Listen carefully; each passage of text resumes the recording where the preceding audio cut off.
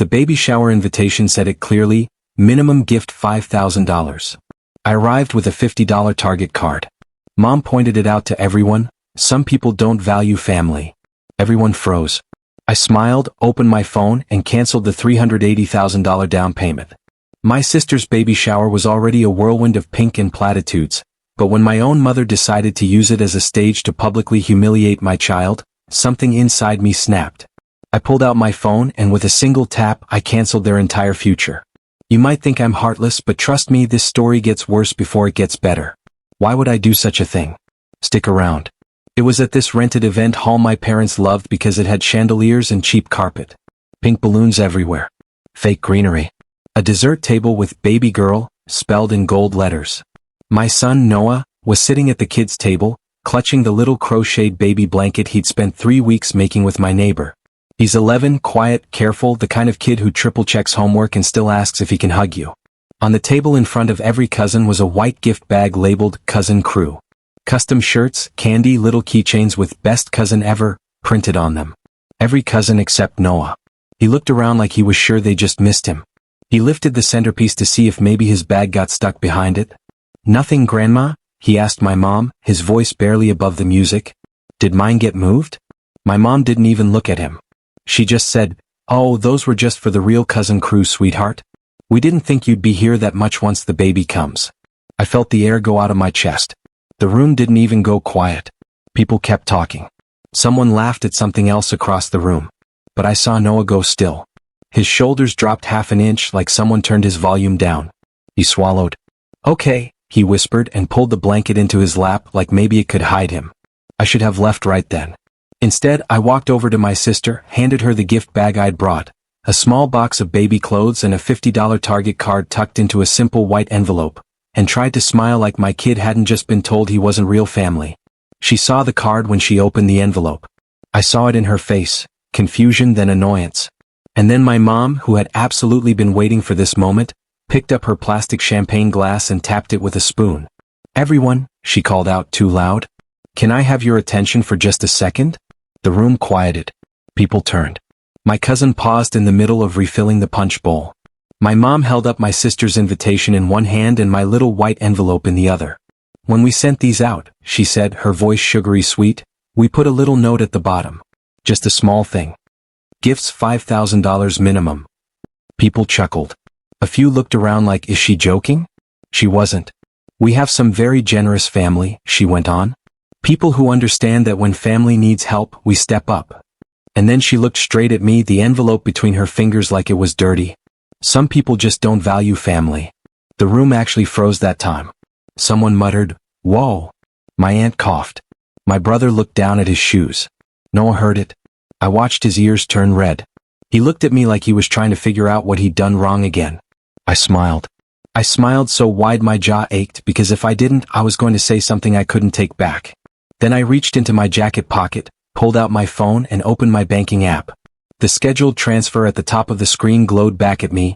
$380,000 down payment wire to Clear Creek title in escrow. Memo: Mom and Dad plus Monica Dreamhouse. Status: pending. I tapped it. My thumb hovered over pause transfer. 20 minutes later, while my mom was still pretending the room hadn't gone weird, and my sister was opening her 15th gift, her phone started ringing. I recognized the ringtone. It was the one she used for important people. When she saw the caller ID, she went pale.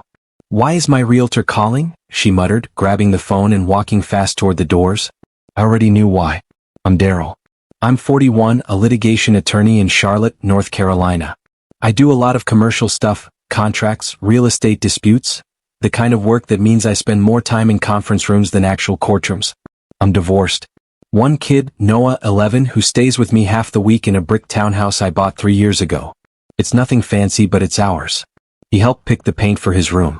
Blue-gray walls, bookshelves we built together one weekend with way too many screws. My parents, Linda and Robert, live 20 minutes away in the same 3-bedroom ranch they bought in 1986. My younger sister, Monica, is the golden child. 36, influencer light, married to Ethan, a guy who sells luxury outdoor kitchens and somehow never seems to have actual money. I was always the responsible one. Translation: the one with steady income. It started small. A short-term loan when dad's truck died for $1,000. Then paying off a surprise balance on their credit card, $8,700 and change. When my first big case settled, I slipped them $10,000 for the kitchen. They bought a 75-inch TV. When Monica got married, they called me in tears about how they couldn't afford the venue she wanted. We already told everyone, Mom said. It'll be humiliating if we cancel. I wired $25,000. When IVF didn't work the first time, I wrote another check, $15,000. Just don't tell Noah, Mom had said then, like it would confuse him to know Uncle Daryl was helping create the cousin he kept asking for. Meanwhile, Noah was tolerated. They forgot his 5th birthday entirely. Showed up the next day with a gas station cake and a card that said, grandson, with my nephew's name crossed out and Noah scribbled in. At Christmas, there was the year everyone had matching stockings on the mantle. My sister's kids, my brother's girls. No stocking for Noah. Mom said she couldn't find one that matched the set. I kept telling him, they love you. They're just distracted. I told myself the same thing. Easier than admitting my parents treated my son like he was on a trial period. 2 years ago, Dad fell off a ladder cleaning the gutters. Broke his hip. He recovered, but the doctor quietly told me in the hallway, he shouldn't really be doing stairs. That house isn't great for aging. That's when I got the idea for the so-called dream house. A bigger place with a bedroom on the ground floor for my parents and enough space for Monica and Ethan later if they needed somewhere, in a newer neighborhood with sidewalks and a decent yard, closer to Noah's school so he could actually ride his bike over. I ran the numbers like I would for a client. If I put $380,000 down, they could handle the rest of the mortgage comfortably on my parents' retirement, plus what Monica and Ethan claimed they'd contribute. Title in my name, life estate for them. Clean paperwork so no one got taken advantage of. I told myself it was an investment and also a gift both at once. They cried when I told them. Mom called it our miracle. Dad actually hugged me. Monica hugged me too and whispered, you're the best big brother in the world. We spent 3 months house hunting with a realtor named Tanya. Every group text was a new listing. My mom stopped complaining about her old kitchen because she was too busy sending me photos of huge islands and walk-in pantries. What they didn't stop doing was forgetting my kid. They took all the grandkids to Disney World last spring. Except Noah. The excuse that time was custody. It's just so hard, honey, Mom said. We didn't want to make things complicated with your ex. I offered to rearrange my week. I offered to pay for Noah's ticket and his room. They went without him anyway. When they came back, they handed him a generic Mickey mug and said, we thought of you the whole time. Sure. When Monica's pregnancy finally took, the group chat exploded. Ultrasound pictures. Nursery inspo. Baby name polls. They didn't ask Noah what he thought. They asked my sister's kids. Write letters to the baby. Mom told them at dinner one night from the cousins. Noah was there, chewing his chicken too slowly, waiting for his turn. Then Mom turned to him. Oh, sweetie, you can just sign on to one of theirs. All of this somehow I swallowed because that's what I do, apparently. I buffer. I rationalize. I tell myself things like, they're old school. They'll get better when the baby's here. Right up until that stupid invitation arrived. The baby shower invite showed up in my mailbox like a wedding announcement. Thick cardstock, pale pink watercolor flowers, my sister's name in gold script. And at the bottom, in smaller letters, a neat little note. Gifts $5,000 minimum please. Let's bless baby girl the way she deserves. I actually laughed out loud when I read it. I assumed it was a joke at first. Some influencer thing. Then Mom called. So, she said too casually. Did you see the note? Yeah, I said. I did. That was a joke, right? Silence. Daryl, she sighed like I was being deliberately dense. You know how much Monica and Ethan have been through? All those treatments all the time. This baby is a miracle. We want to make sure she comes into the world set up. You want people to what? Wire $5,000 for attending a shower. People who can, she said. You know, we don't expect that from everyone. Just for me. She didn't have to say it. And you sent that to the whole guest list? I asked. Coworkers, church people, they'll understand, she said quickly. It's family. It's love. It wasn't love. It was a shakedown wrapped in pastel font. I thought about saying no. I got as far as drafting a text. I'll bring something thoughtful, but I'm not participating in a $5,000 cover charge. Then I pictured Noah's face if we didn't go. He'd been carrying the ultrasound picture around in his backpack. He called the baby Bean, and talked about reading bedtime stories to her when she was born. So I made a different plan. I bought a little pile of baby onesies, a pack of bottles, and a stuffed elephant. Normal gifts. Sensible. I put the Target card in the envelope because I knew that room. If I showed up with nothing in the shape of a card, my mom would make sure everyone knew. And I told myself the same lie again. If they show you they're willing to treat Noah right at the shower, you still go through with the house. If they don't, you don't. I didn't tell them that second part. They'd already been punishing me for the one time I did say no. Last year, Ethan asked me to co-sign a loan for his expanding business. He wanted $250,000 to open a second showroom. I read the numbers and told him calmly that he was already leveraged as far as any sane lender would go. "You're a lawyer?" he'd snapped. "You of all people should know paperwork doesn't mean everything." "Paperwork means exactly everything," I'd said. "That's the point." He stormed out of my apartment that night. 3 days later, Mom called to tell me I'd changed since the divorce, and that money made me cold. Ever since, it was little jabs. Snide comments about my car. About my condo. About how some people forget where they come from once they make partner track. The baby shower was the culmination of all of it. A room full of people they wanted as witnesses. A chance to remind everyone that I was the walking wallet and my kid was extra. So, when Mom told Noah he wasn't part of the real cousin crew, something in me just stopped. I watched him sit there with his empty spot on the table while the other kids pulled tissue paper out of gift bags and squealed over glitter pens and matching shirts. I watched Monica take the crocheted blanket from him with one distracted, "Oh, how sweet," and then set it behind the punch bowl like it was a napkin. I watched Mom make her speech about some people not valuing family, waving that $50 card like a prop. And it finally clicked.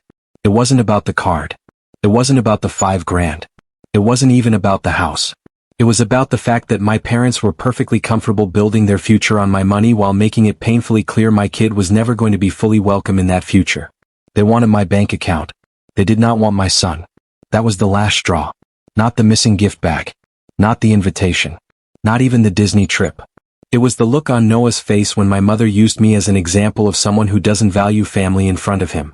He didn't ask if I was hurt. He asked if he had done something wrong. I don't remember standing up. I just remember suddenly being in the hallway outside the banquet room, my heart pounding, my phone heavy in my hand. "Dad," Noah's voice echoed in my head. Did mine get moved? I opened the banking app. The account was listed as Family Home Fund. It had taken me 6 years of careful saving, bonuses, and saying no to things I actually wanted. The scheduled wire showed next to it. $380,000 due to hit Monday morning at 9 a.m. Destination, Clear Creek Title and Escrow. Property address, a 5-bedroom craftsman-style house with a wraparound porch that my mother had already called her last house. We hadn't closed yet. We were in the inspection period. Paperwork was drafted, but nothing was finalized. As the only buyer on the contract, I had the right to walk away. "Hey man, you okay?" My younger brother Jason had followed me out into the hallway.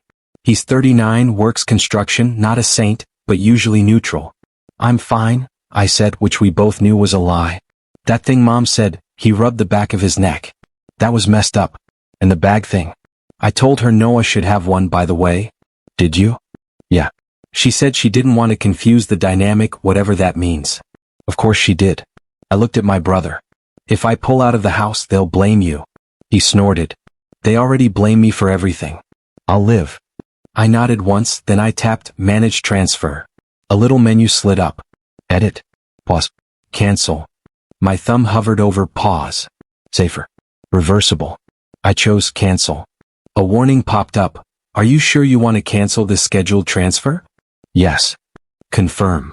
Another screen, transfer canceled. Confirmation #8843C. I took a screenshot. My hands were steady. Then I swiped to my contacts and called Tanya, the realtor. She picked up on the second ring. "Hey Daryl, ready for final walkthrough dates?" "Not exactly," I said, keeping my voice even. "We need to hit pause on 72 Fairway." Silence. "Pause how?" "I'm withdrawing my offer," I said. "Within my rights under the inspection contingency. I'll email you formally tonight, but I wanted you to know now so you can let the seller start showing it again." She exhaled. "Can I ask why?" "Family situation changed," I said. "And I'm not comfortable moving forward. This is my decision, not negotiable." "You understand your parents and your sister will hear this from me?" she asked gently. "They've been calling about their house." "I understand," I said. That's why I'm calling you and not waiting until Monday. Okay, she said slowly. I'll call them in a bit. I'll send the withdrawal form to your email. Thanks, Tanya. I hung up. Then I opened my email and saw her message come in. I signed the digital form with my finger, hit submit, and watched the confirmation screen slide across. It felt quiet, not triumphant, just very, very clear.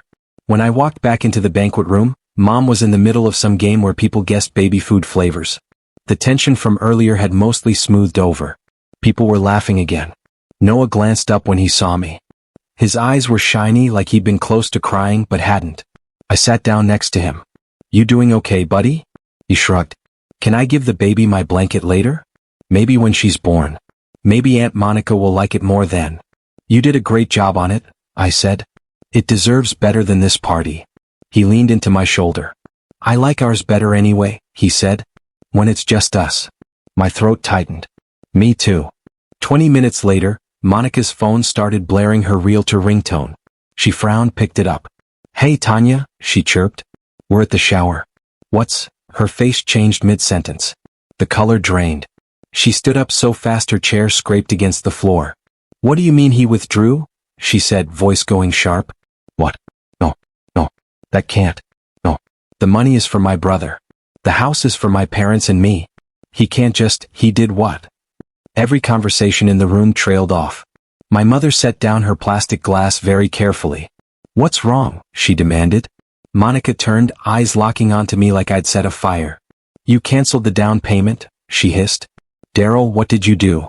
A hush dropped over the tables. Even the kids got quiet. I stood up. My heart wasn't racing anymore. It was weirdly steady. I canceled a gift, I said. One I hadn't actually given yet. Mom shot out of her chair. That was our house, she said, voice shaking. Our retirement. The plan. You promised. I nodded. I did. And then today, you stood in front of my son and used me as an example of someone who doesn't value family. Because I brought a $50 gift card instead of a down payment disguised as a baby present. Her mouth opened and closed. And before that, I added, glancing at the kids' table, you made sure every real cousin got a gift bag except my kid again. People were staring at her now, not me. It's not about the card, I said quietly. It's about the fact that you want my money more than you want my son, and I'm done paying for that. I grabbed my coat from the back of the chair. Noah, let's go. He stood up fast and grabbed his blanket. As we walked toward the door, my mom called after us.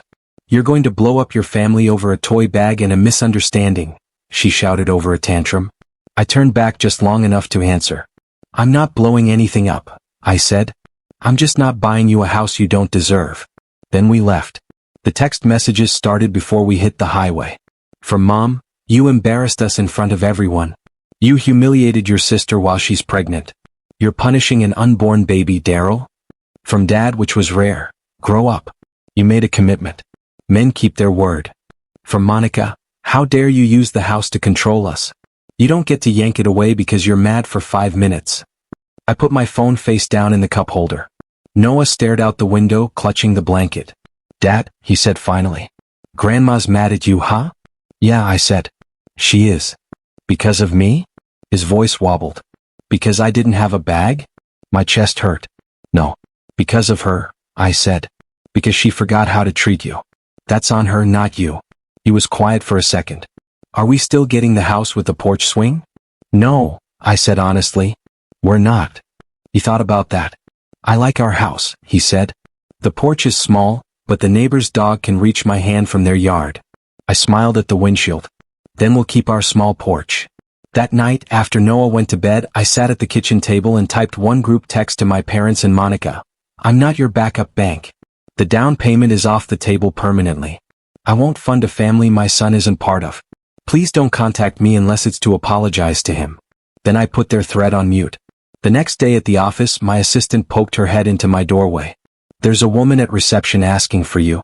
Says she's your mother. I sighed. Tell her I'm with a client. I wasn't.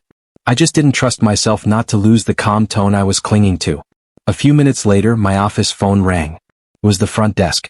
She says she's not leaving until you talk to her, the receptionist whispered. Do you want security too? Yes, I said. Please, politely. By the time I left that evening, the lobby was empty. No dramatic scenes. Just a note in my email from building security saying, per your request, guest was asked to leave and complied. At home, Noah was at the table doing math homework. He looked up when I walked in. Grandma came by. He stopped. Here, he said. She knocked. I didn't open the door. Miss Johnson saw her from across the hall and came out. She said, "You weren't home." Grandma left a bag on the doorknob. He pointed to the counter. Inside the bag was one of the leftover Cousin Crew shirts, still folded, and a gift bag identical to the others from the shower. The tag said, Noah. The shirt was the wrong size. There was a note tucked inside, "You're making this bigger than it is. We love Noah, but you can't expect us to treat him the same when he's not really around as much. Please put the house back. We've already told everyone." I put everything back in the bag and dropped it straight into the trash can. A week passed. Then two. Word got around the family. My aunt called to check on me, but accidentally let slip that my parents were telling people my ex-wife had turned me against them. Monica posted vague Instagram stories about toxic relatives and money manipulators. My brother Jason came over one Sunday with a pizza and a six-pack. "You know they lost their earnest money when you pulled out, right?" he said, sitting on my couch. I offered to cover it, I said. Tanya told them I'd eat it. They told her they'd sue me. He laughed. "I have the email." Jason snorted. "Yeah, that sounds right." He grew serious. "For what it's worth, I'm glad you did it. I've been watching them treat Noah like a visitor for years. I should have said something sooner." "You did today," I said. He shrugged and tossed Noah a slice of pizza. "Hey kiddo. You still got that Switch? I'm ready to get destroyed in Mario Kart." Noah lit up for the first time in days. We didn't talk about the house again that night. Months went by. My parents didn't buy another place. The market moved on. The house on Fairway went under contract with some young couple and their toddler. According to Tanya, Mom sent a long email around Easter. Half apology, half demand.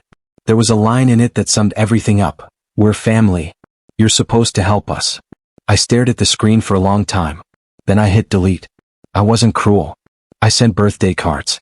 I let Noah answer calls from them if he wanted to. Supervised short. But I didn't uncancel the house. I didn't offer a smaller version. I didn't send more money. The dream house stayed a dream for them. For us, something else started to take shape. On the weekend we should have been helping them move. The date circled on the calendar with closing written in my mom's handwriting. Noah and I spent Saturday painting an accent wall in his bedroom. He talked me into a deep navy blue. I'd been hesitant, worried it would make the room dark, but once it dried it looked good. Grown up. His choice. We spread an old sheet on the floor. He had on one of my t-shirts, sleeves hanging past his elbows. There was paint on his cheek, in his hair, probably on the back of his ear. "Do you miss them?" he asked at one point, rolling the paint carefully. "Grandma and Grandpa?" I thought about it. "I miss who they were when I was your age," I said. "I don't really miss who they're being right now." He nodded like that made sense. "Do you miss the big house?" he added. I looked around at his small, messy room, books stacked sideways, Lego builds on the dresser. The crocheted baby blanket folded at the end of his bed now, because he decided the baby didn't need it as much. "No," I said. "I think this is exactly where we're supposed to be." That afternoon, Jason showed up with his two kids and a grocery bag full of snacks. "We're hijacking your Saturday," he announced. Cousins insisted. His daughter handed Noah a handmade card that said, "Official Cousin Crew," with all their names written inside, including his. "We made our own club," she said. "Grandma doesn't get to pick who's in it." We ordered takeout, dragged chairs from the dining room and crowded around my small table. There were 2 empty chairs I'd left at the end out of habit, like maybe my parents would walk in. They didn't. Noah laughed so hard at something Jason said that soda came out of his nose. The kids took turns falling off the beanbag. Someone started a Nerf war in the hallway. It was loud and chaotic and imperfect, but no one forgot his name. No one asked if he really counted. Later that night, after everyone left and the house was finally quiet, I walked past the trash can in the kitchen. The old shower bag was still at the bottom, under new layers of coffee grounds and junk mail. For the first time, I didn't feel a twist of guilt about it. They'd made their choice years ago in 100 small ways. I'd finally made mine. I can't give my parents a dream house. I can't fix whatever part of them decided my kid was optional. But I can give my son something better than a porch swing and a big kitchen. I can give him a life where he never has to stand at a table looking for his name and wonder if he belongs. And I don't need $380,000 or their approval to do it. Have you ever had to choose between your family's expectations and your child's well-being? What line were you unwilling to let them cross? Tell me your story in the comments below.